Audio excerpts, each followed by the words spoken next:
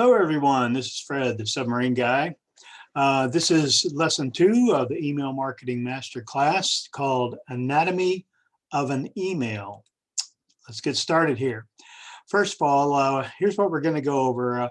Obviously, the parts of an email. We'll talk about those. That's kind of how we're organized here, and the importance of each. And there's a few little controversial tips I'm going to give you as we go through this. And of course, tips and tricks galore. And then, of course, where do we go from here at the end? First of all is the subject line. Obviously, that's the first thing you write or that you see in an email. It's literally the front door for your prospects to get into your email.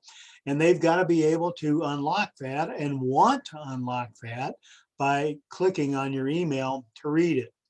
The synergy word there has to do with the fact that your subject line has got to be directly related to the body of your email, to what's in your email.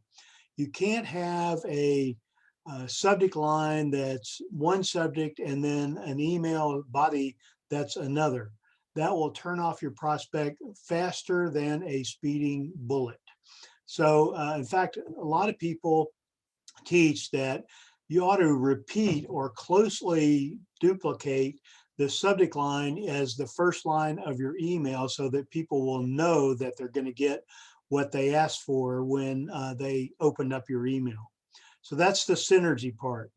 The options for subject line are varied. And in the blog post that I've got that's associated with this video, there's a ton of recommendations. A ton, I mean, there's like 10 or 11, I think. You can ask a question.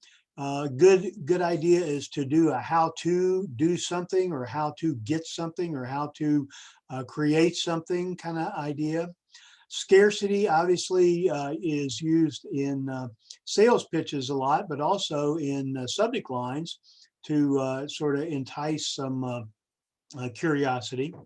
You can have an announcement in there for an upcoming event or things that are going on in your business or product line or services, that kind of thing. A surprise, something that's odd, your prospects might not think about. And that always is good to get them to open up your email. Yeah, most of the time you want to personalize the subject line, but don't do it if it sounds odd. In other words, if you wouldn't talk that way by using the person's first name, then don't bother to put it in the subject line. People know that you merge things anyway, and if you do it badly, it'll really look like 2 times as worse. Curiosity, as I mentioned earlier, statistics are always good that you could cite from authoritative sources and that sort of thing.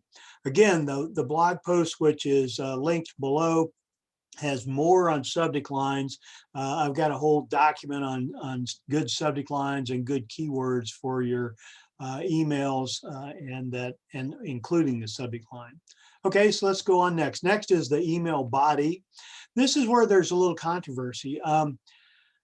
Nowadays, people want quick response, quick reaction, quick results kind of thing. And they generally don't want to read a long article or expose in your email.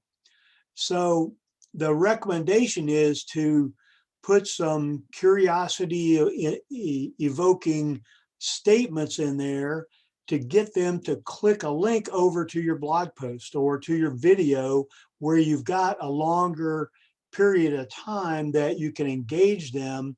And you can also, of course, include pictures and videos and audios and things like that on your blog post, for instance.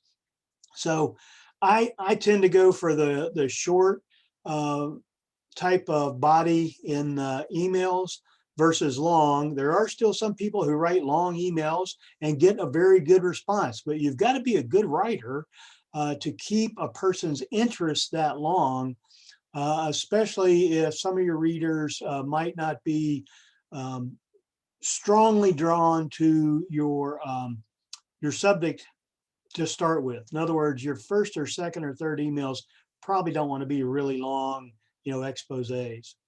Again, you want to be concise on what you're writing about. If you've got facts you need to put out there, or statements you need to put out, which are going to lead down to your call to action, it's always good to be, short with your words and choose your words carefully. Use bullets or numbered lists. Those always help people organize and list things in order to help them understand your points or your sales pitch or whatever. And again, drive them elsewhere. Drive them to your blog post or your video source on Vimeo or YouTube to go through the longer subjects. Keep your emails to a single subject. This is one of my worst things. I tend to go to 2 or 3 subjects a lot of the times, and I always catch myself and go, do I really need to do this? The more you can keep your email to your single subject, the better your response will get to your call to action. We'll talk about those in a couple of slides here. So the email body, my recommendation is keep it short, keep it to the point, drive your prospects somewhere else if you want to give them a longer explanation or article or things like that. Drive them over to your blog or your web page or to a video somewhere. Okay. Calls to action. This is my favorite topic. Sort of starting at the bottom, you always have to have a call to action in every email. Never leave your prospects hanging at the end of an email not knowing what to do next. Okay. You can encourage a purchase. You can encourage content clicks on your blog or your videos. You can drive them over to event announcements and things like that. You could tell them about your services or your products on your blog or your sales page or with some videos. You could also elicit feedback if you're developing a new product line or a new service or something like that, and you want some feedback. Ask them to go read your current draft and then give you some feedback. A lot of people will like to do that. Feel very useful for being asked and things like that. Call to over on the right hand side, again, every email must have a call to action. Be very precise. Tell your prospect exactly what you want them to do, how you want them to do it, where you want them to go, what you want them to do. Click the link and go watch the video. Click the link and go read my blog post. Click the link and da da da da da. And don't feel bad if you're just giving them mini actions, small actions, because the more you can keep your prospect engaged with these mini actions, the more they're going to learn from you. And again, if you watch previous video on lesson 1, you'll know that learning and teaching is the new trust factor in the know, like, and trust. If you can educate your prospect on your product or service, and the benefits that they get by using those, then you'll make more sales. Okay. Again, don't ever forget to put a call to action. Oh yeah, I always repeat them up in the top somewhere, maybe at the very top of the email, or certainly at the bottom of the body, and then again at the bottom of the email. Always repeat the actions. Use the same words. Don't try to confuse them, with different words or anything. Okay, so that's the call to action. Signature, this is pretty cut and dried. It's your identity. So it can either be your personal name or a nickname, or it can be, if you're marketing as a company, it could be your company name. It can also contain pictures for branding, either your personal picture or a logo or a company logo or something like that.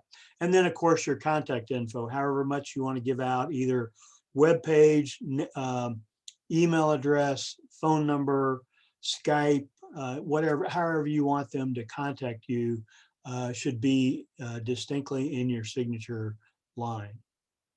Okay, not a lot of options there.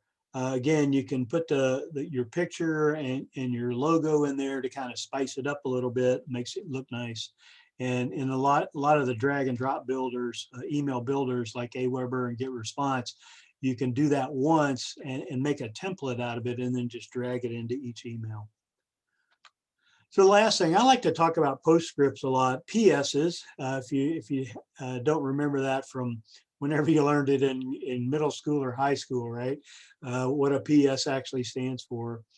You can use the PS to reinforce the body of the email. If you've taught them something, or if you've directed them to go somewhere in the body of the email, you can reinforce that down in the PS lines. You could also put some similar offers in your PS lines. I frequently put lead capture pages for similar kind of things that I've offered in the body of the email you know, if maybe they didn't like my call to action and it was a little off from what they wanted, maybe this one in the PS line will be more their liking, kind of thing is my logic. Again, one of the big things you can do, and you should always have a PS, by the way, I should have put a note in here, but you should always have a PS. You can use it for branding. Send people over to your blog for some of your signature articles, your podcast for some of your better podcasts, a video which educates them. Again, education is the new trust. And you can give them offers for free reports or free videos or things like that in the PS line. PS lines are important because a lot of times people will go down to the end of the email just to see what you're offering, right? So if you give them a clear offer in the PS, just like the call to action in the body, then they will probably click on it to see what you're doing, see what your branding's about, see what your article's about, your podcast, whatever it is, okay? So always have a PS, at least one line. One of my mentors taught me to use up to 4 lines. I've kind of tested it and I like to use 2. I seem to get a better response on a 1 of 2 choice, if you will, than a 1 of 4 choice. Although the 4 choices I used were very similar, I didn't seem to get as many clicks on those. That's not a scientific determination, by the way.